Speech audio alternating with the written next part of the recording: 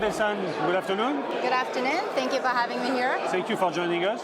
Maybe we start by introducing yourself in a few words. You have a very interesting a resume, if I say so. Can you tell us who you are and what you are? Why you wake up in the morning? Sure, yeah, I'm Shiho, Shiho Watabe. I'm currently the chair of Shibuya Startup KK, which is a semi-public, semi-private startup acceleration program or company that supports innovation for corporates, local cities in Japan, and running startup acceleration program with the city of Shibuya. And we have an amazing group of investors, including Shibuya City, Tokyo Group, Tokyo Land, Cyber Agent, GMO Internet, United, and GTN, trying to make sure everyone is included. Yeah, so these are my shareholders. So Japan has this public-private structure to startups, to jumpstart startup. What is the thing that, in your opinion, could make it, what is working and what is not working in such an atmosphere, if you compare to the US or other countries? Sure.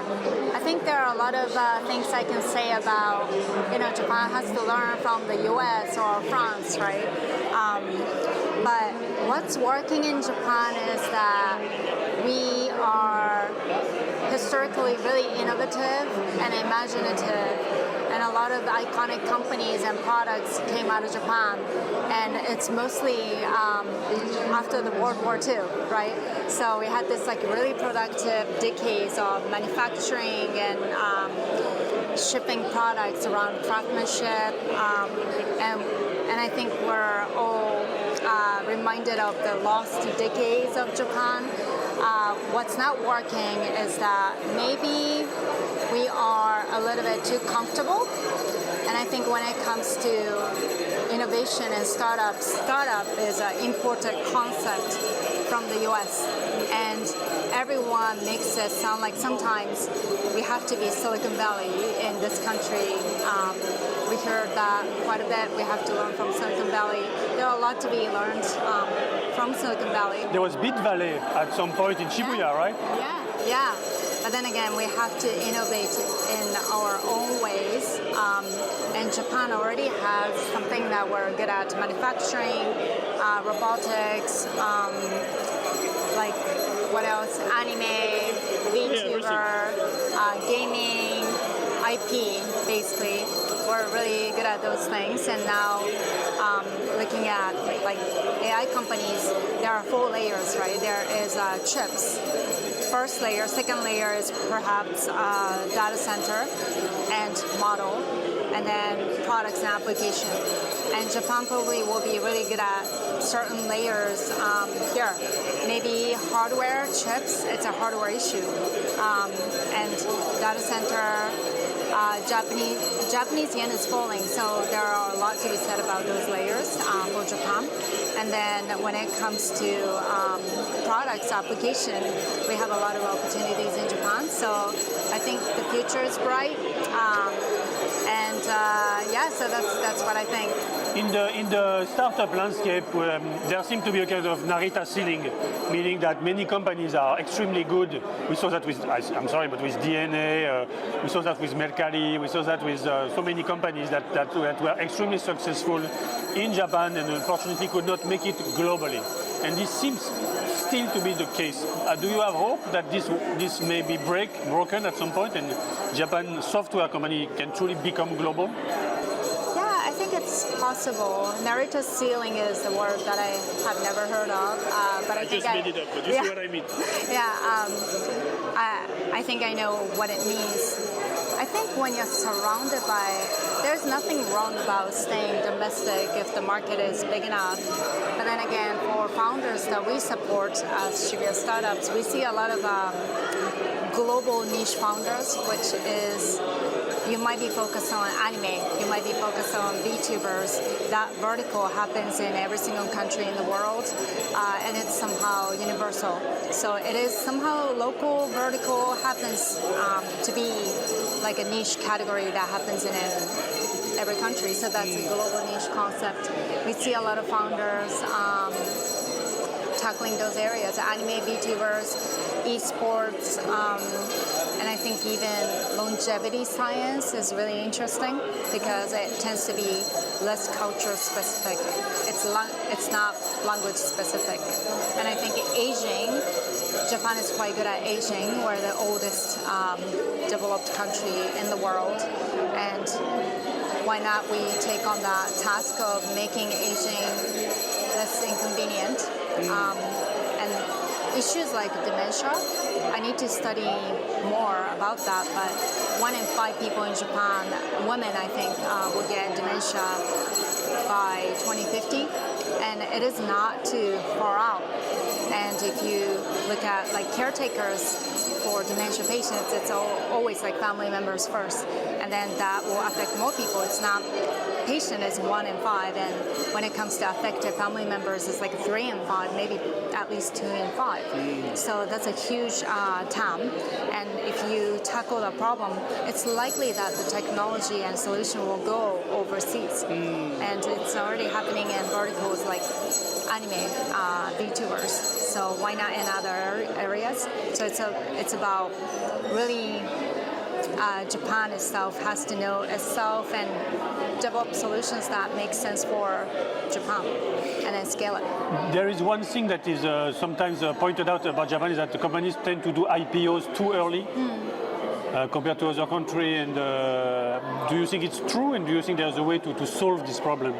Yeah, I think it's partly true for sure. And it's a good way for smaller companies to survive.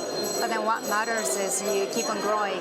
The share price keeps on growing after the IPO. So I think the right way to look at it is you go IPO and your share price is like up, and it's the post-IPO is seen as like a growth stage. So, I mean, I don't really have particular strong opinion about that. In your opinion, what should be the role of government in this field of the economy in startup? Like what you do, how do you view your mission as a public utility? How can you help? How can you? When should you stay away and let people play with innovation and stuff? Yeah. No, this is such a appropriate topic to discuss with a European, right? I think when I think about this question, government should always be the silent enabler. They can be an agent for change, but they can be blocker with regulation as well. And I think I very much echo the sentiment of like Reagan. The most terrifying language in English language is, I'm from the government and I'm here to help. So I think that applies to this situation as well. But Japan, I think by nature, our operating system is built so that we cope with stability and kind of like a win-win solutions for all stakeholders. So in a sense, Japan is very much stakeholder. There's no disruption. Yeah. So stability is built into the culture, and it comes with upsides and downsides.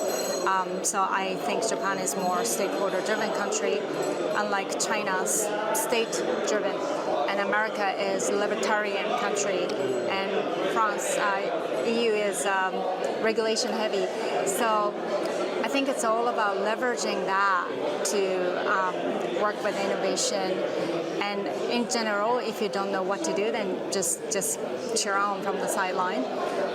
But then again, Shibuya Startups, KK, we benefit from deregulation. Shibuya is special economic zone for this type of stuff. So we get to work with the visa process founders on the visa process.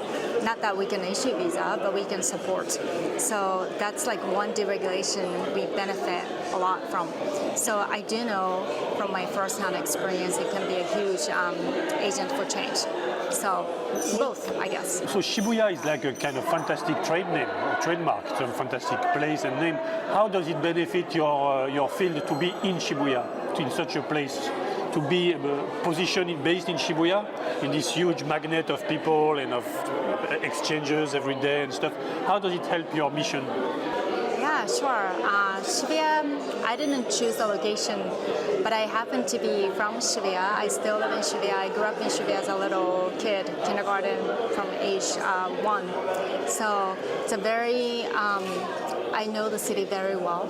And one thing I know is that Shibuya has this magnetic ability to remix culture from all over the place and turn it into unique culture.